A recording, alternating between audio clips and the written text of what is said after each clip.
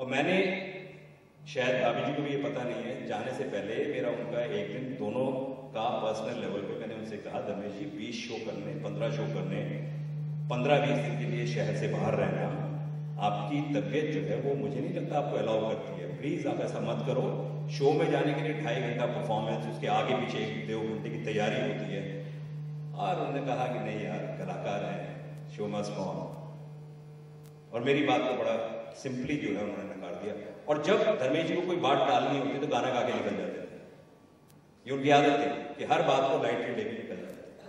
लेकिन आज वो हमको जिस मझधार में छोड़ गए हैं, जहां छोड़ गए हैं, इस फिल्म इंडस्ट्री को दूसरा धर्मेश के लिए इंतजार रहेगी। लेकिन मैं अपनी ओर से आप सबके सामने ये वादा करता हूं कि धर्मेश जी ने जो रास्ता हमें दिखाया, जो बातें हमें बताई, हम जी जान से उन बातों को लेकर आगे बढ़ते रहेंगे। उन्होंने जो हमें मार्गदर्शन दिया, जो एक साथी होने के नाते जो बातें हमें बताई, मैं सच्चे दिल से भाभी जी को, निकी को और अनु को और पूरे परिवार को, शो का पूरे परिवार को ये वादा करता हूं आप सबके सामने कि भाभी जी कभी भी कोई भी किसी भी तरह का कोई काम होगा तो पूरी फिल्म इंडस्ट्री आपके सामने साथ खड़ी है, आपके साथ खड़ी रहेगी। और कभी भी किसी भी वक्त आप किसी भी काम के लिए हमें आदेश दे सकती हैं। और फिल्म इंडस्ट्री के पॉइंट ऑफ व्यू से हमारी सच्ची श्रद्धांजलि यही होगी कि धर्मेश जी की बातों को हम आगे जीवन में बढ़ाएं। बहुत बहुत धन्यवाद।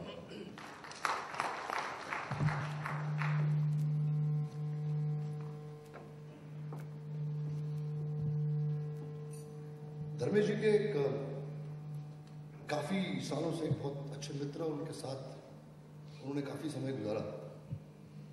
प्यार से लोग उनको दद्दू बुलाते हैं। मैं दद्दू जी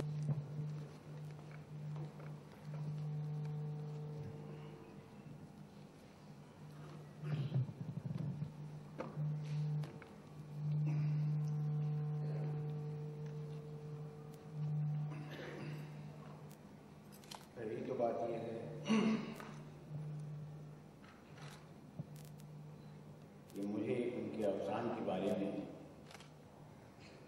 शोक सभा में शामिल होना पड़ेगा, ये मैंने कभी नहीं सोचा था। 7-8 साल हमने एक साथ काम किया, यूँ तो पहले भी मिलते थे, लेकिन 2006 से 2013 तक तकरीबन रोजाना या दूसरे दिन मिलते ही थे। मुझे सबसे बड़ा अफसोस ये रहा कि हरदम वो बहुत केयरफुल थे सेहत को लेकर। अक्सर मुझे डांटते रहते थे कि तुम, क्योंकि मैं हैवी डायबिटिक हूँ, तुम मिठाई खाते रहते हो, तुम ये करते हो, तुम वो करते हो। फेडरेशन में भी हर तरह की ताकीद करते थे, तो स्टाफ को भी कहते थे कि गद्दू को ये मत देना, वो मत देना। धर्मेश जी की सबसे बड़ी क्वालिटी ये थी कि उनमें गुस्सा नहीं था। अक्सर मैं गुस्सा जाता था फेडरेशन में बैठे हुए, जब कभी मेरे तेवर हाई होते थे तो वो ये धीरे से दबा देते थे कि थोड़ा सा संभलो। और समझौते के ऐसे ऐसे रास्ते तलाश करते थे जो कभी कभी हमारे दिमाग में नहीं आते थे। वाकई इसमें कोई दो राय नहीं है, जैसा गजेंद्र ने कहा कि दूसरा धर्मेश तिवारी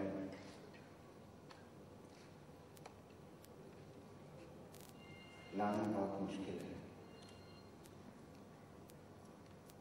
कौन, जब कभी वो रात के, वैसे मैं भी रात के 2-2, 2:30 बजे उनकी आदत लग गई थी, भागता था, लोकेशन से भागे, यहाँ भागे, वहाँ भागे, तकलीफों में भागे। अगर किसी की मौत हो गई तो मैयत में जाना जरूरी है, मुझे कहते थे वहाँ चलना है, वहाँ चलना है, वहाँ चलना है। अक्सर वो कहते थे जातिवाद में मुंह मोड़ो क्या दुश्मन क्या साथी हो, इस पद से जाने वाले दोबारा कभी नहीं आए। तो हरदम हम लोग कहते थे। आज श्रद्धांजलि देनी पड़ रही है क्योंकि अब वो हमारे बीच शरीर नहीं है, लेकिन वाकई आपको बता दूं, तब से किसी रात ठीक से सो नहीं पाया। बस यही मैं कहना चाहता हूँ। धन्यवाद।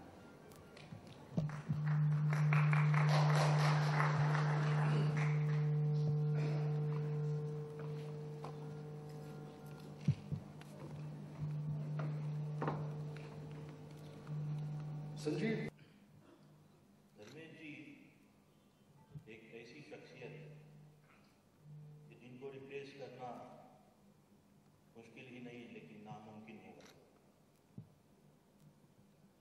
इनका और मेरा ताल्लुक फेडरेशन में 2003 से शुरू हुआ। तब से लेके अब तक काफ़ी बातें, काफ़ी चीज़ें सीखी है मैंने इनसे, और इंशाल्लाह अल्लाह ने चाहा तो इसी चीज़ को आगे बढ़ाता रहूँगा। धर्मेश जी जो मार्गदर्शन देते थे, मुझे लगता है कि वो क्वालिटी किसी और लीडर में अब तक तो नहीं आई है, लेकिन हम अपनी खोज शुरू रखनी चाहिए, जारी रखनी चाहिए, और उनकी आत्मा की शांति के लिए यही एक फिटिंग ट्रिब्यूट होगा उनके लिए कि हम उन जैसा कोई लीडर चुन के हमारे बीच में लाए और वर्करों के हित के लिए दिन रात मेहनत करने की जिसमें कामना हो, ऐसा कोई शख्स उनको रिप्लेस करने की कोशिश करे, जो कि मुझे लगता है नामुमकिन है। लेकिन मुझे पता है कि इस काम में धर्मेश जी खुद हमारा साथ देंगे ऊपर से। मुझे लगता है कि बस इसी बात के साथ मैं अपनी श्रद्धांजलि समर्पित करता हूँ उनकी तरफ, और आमीन कह के मैं आगे बढ़ूँ। शुक्रिया, थैंक यू।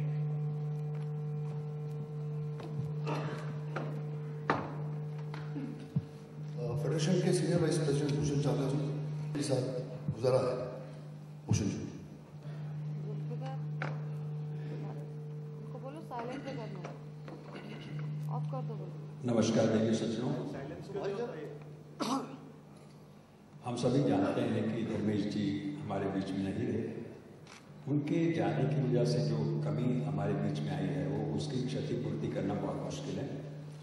जैसे एक नदी होती है, उसके दो किनारे होते हैं और उसके आर पार जाना होता है तो एक पुल काम आता है। पुल बनने से इस पार से उस पार जाना बहुत आसान हो जाता है। बिल्कुल यही काम धर्मेश जी ने वर्कर्स के साथ और प्रोफेसर्स के साथ किया। उनके जाने से जो कड़ी थी वो टूट गई। वो मैं ये तो नहीं कह सकता हूँ असंभव है, लेकिन कठिन जरूर है। दोस्तों, हम सब जानते हैं कि उन्होंने बहुत काम किया, और मैं जैसे मैं बताया, मेरी उनसे एसोसिएशन, उनसे मित्रता बहुत पुरानी है। आप सोचते हैं शायद 10 साल 15 साल नहीं, वो मेरे मित्र हैं 67-68 से, जब हम दोनों दिल्ली में थे। हमारा एक ऑर्केस्ट्रा था, नटराज ऑर्केस्ट्रा, उसमें मैं गिटार बजाया करता था और प्लेस भी करते थे, उसमें वो पार्ट लेते। तब से हमारी मित्रता है। फिर हम बॉम्बे आ गए, दोनों अपने काम में लग गए, मैं अपने काम में। फिर बीच में मिलते रहते हैं, लेकिन जब फेडरेशन में आए तो वो प्रेसिडेंट थे, मैं सीनियर वाइस प्रेसिडेंट के साथ मैंने काम किया। तो मैंने उससे बहुत कुछ सीखा। बहुत सारी जगहों पर गए, हम डिस्प्यूट सेटलमेंट्स की मीटिंग में गए, बहुत सारे हमने काम किए। लेकिन दोस्तों, उन्होंने कितने काम किए मैं क्या बताऊँ, सब लोग कह भी चुके हैं और आने वाले लोग भी कहेंगे। मैं इतना कहना चाहता हूँ, जो आर्थिक रूप से कमजोर लोग होते हैं उनके प्रति उनकी बड़ी सहानुभूति होती थी, और उन्होंने एक बसेरा करके संस्था का भी निर्माण किया। आप सबको पता है कि वो अच्छे अच्छे सास के पास जाते थे, पैसा लेके आते थे और उनसे कहते थे भैया इनकी कुछ सहायता करनी है, तो करते थे, अपनी तरफ से पूरी कोशिश करते थे। और क्या क्या क्या, मैं वो नहीं कहना चाहता हूँ। मैं आज भी कहना चाहता हूँ कि उन्होंने क्यों किया, या ऐसा क्यों करना चाहिए, क्योंकि आज मौका भी है और जिंदगी की हकीकत समझने की जरूरत भी है। उसके लिए मैं आपके सामने एक छोटा सा श्लोक रखना चाहता हूँ। राजा भर्तृहरि का नाम आप सबने सुना होगा। वो राजा थे गुजरात के, पैसे की कोई कमी नहीं थी, खूब ऐश की, खूब सुख भोगा। बूढ़े हो गए, फिर सोचने लगे मैंने जिंदगी में सुख भोगा, लेकिन सुख भोगने की इच्छा खत्म ही नहीं हुई। फिर एक दिन उनको वैराग्य हो गया, उन्होंने राजपाट छोड़ दिया और संन्यास ले लिया, जंगलों में चले गए और कुछ श्लोक लिखे। तो एक श्लोक उसका मैं आपको सुनाना चाहूंगा।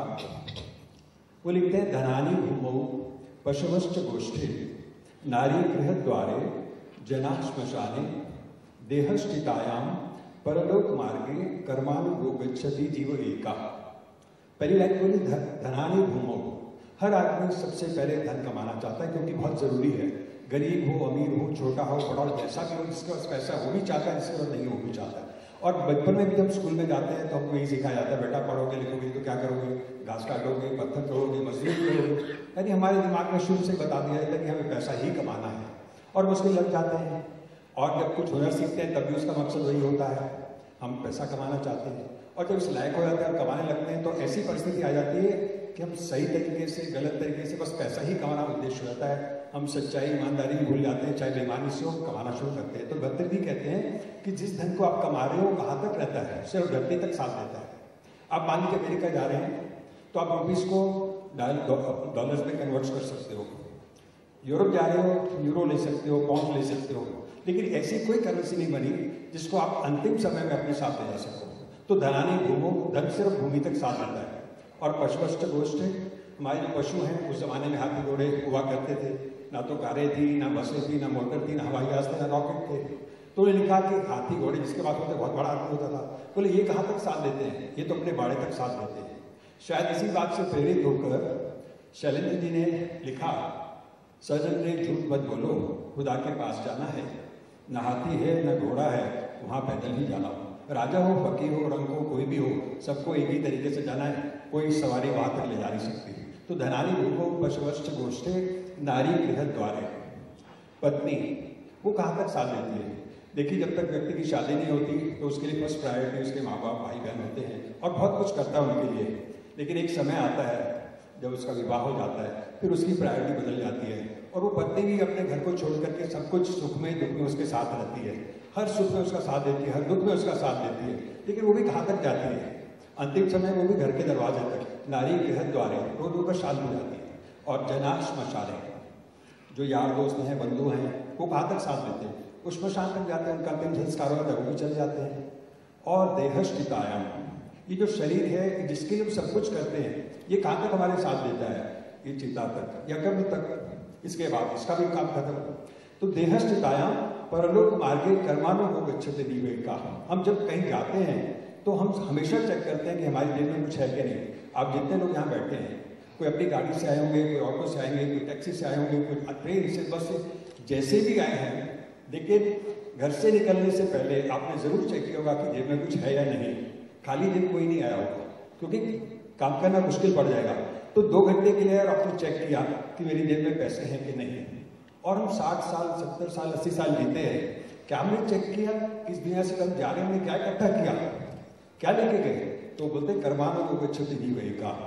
देवो सज्जनों, मैंने उनको कभी पैसे के पीछे भागते नहीं देखा, लेकिन जो कुछ उन्होंने जमा किया, मैं कह सकता हूँ कि जितने लोग यहाँ बैठे उन सबसे अमीर थे, सबसे ज्यादा उन्होंने इकट्ठा किया अपने साथ जाने की, अच्छे कर्म किए, यही उनकी कमाई थी। तो इस तरह से उन्होंने बहुत अच्छा किया। और आपने देखा जिस दिन उनकी डेथ हुई, अंतिम संस्कार के लिए लेके गए, काफी भीड़ थी। जब उनका इस्कॉन में श्रद्धांजलि दी गई संगीत की, तभी भी बहुत लोग थे और आज भी बहुत लोग हैं। मैं एक अंतिम बात आपको कहना चाहूँगा, एक छोटी सी घटना सुनाना चाहूँगा।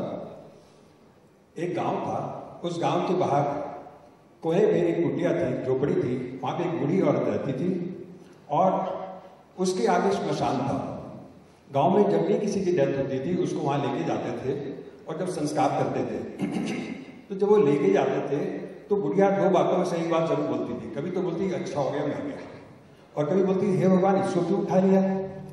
तो गांव के लोग सोचते थे इसको तो ये भी नहीं पता कि कौन मरा, आदमी, मर्द, औरत, कौन बच्चा, बूढ़ा कौन, लेकिन बिल्कुल ठीक बोलती है। तो एक दिन सब इकट्ठे होकर उसके पास गए और कहने लगे, माई एक बात बताओ, तुम्हें कैसे कहती हो कि अच्छा हो गया, मर गया, और कभी बोलते हो हे भगवान इसको क्यों उठा लिया। बड़ी बहुत आसान सी बात है। जब मैं देखती हूँ कि एक आदमी मर गया और उसके साथ 4 आदमी सिर्फ उसका संस्कार करने के लिए जा रहे होते हैं, तो मैं समझ जाती हूँ इसने किसी का कुछ नहीं किया, किसी के काम नहीं आया हो। तो जो किसी के काम ही नहीं आया तो उसके जीने का फायदा ही क्या है। और जब मैं देख लेती हूँ कि एक आदमी मर गया, किसी के काम नहीं आ सकता और इतने सारे लोग उसके पीछे जा रहे हैं, तो मैं समझ लेती हूँ ये बहुत अच्छा इंसान था। तो मैं कहती हूँ भगवान तूने इसको क्यों उठा लिया। और आज वो बुढ़िया होती तो जरूर यही कहते कि हे भगवान तूने धर्मेश जी को क्यों उठा लिया, वो क्या हम सब भी यही कहेंगे हे भगवान तूने धर्मेश जी को क्यों उठा लिया। लेकिन हम सब जानते हैं कि जो भी इस दुनिया में आता है उसको जाना आवश्यक होता है और मौत से सबको डर लगता है, कोई नहीं मरना चाहता। और शायद यही कारण है कि हम भगवान में विश्वास भी करते हैं। एक उर्दू के शायर ने कहा है कि मौत ने कर दिया लाचार वगरना इंसान, मौत ने कर दिया लाचार वगरना इंसान, है वो खुद भी कि खुदा का भी ना कायल होता। ये मौत का डर है तो शायद भगवान को मानते नहीं तो भगवान को भी मानना छोड़ देते। तो देखिए सोच रहा हूँ, मैं अधिक कुछ नहीं कहना चाहता हूँ क्योंकि मेरी मित्रता उनसे बहुत पुरानी थी, बहुत कुछ बोलना चाहता, लेकिन मैं अपने आप को कंट्रोल कर रहा हूँ, इतना ही काबिल समझता हूँ। और अंत में मैं उनकी आत्मा की शांति की प्रार्थना करता हूँ और उनके परिवार के सदस्यों को ईश्वर शांति, उनको संतोष दे, ऐसी मैं ईश्वर से प्रार्थना करता हूँ। धन्यवाद।